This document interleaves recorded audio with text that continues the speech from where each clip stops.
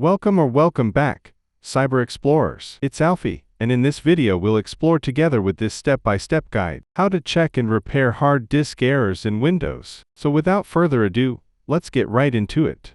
To check and repair hard disk errors in Windows, you can use built-in tools like CHKDSK, Check Disk, or the Error Checking tool. Here's how.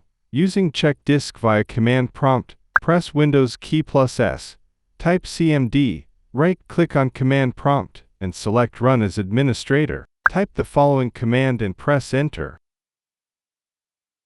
Replace C with the drive letter you want to check. F fixes errors, R locates bad sectors, and X dismounts the drive before the scan. If prompted, type Y to schedule the scan for the next restart. Restart your computer to allow Check Disk to run. The X flag forces the dismount of the volume, but for the system drive C, this is handled automatically when the scan is scheduled for startup. So using F or without X works just as well for the system drive. If you're running Check Disk on a non-system drive, you might use X to dismount it and avoid scheduling a reboot. Using the Error Checking tool, open File Explorer and right-click on the drive you want to check. Select Properties, then Tools, then Error Checking. Click Check and follow the prompts to scan and repair the drive. Always back up your data before running these tools to prevent data loss. And that's it for today. If you found this video helpful, please give it a thumbs up, consider subscribing, and don't forget to activate the notification bell so you won't miss out on any new uploads. Thank you for watching.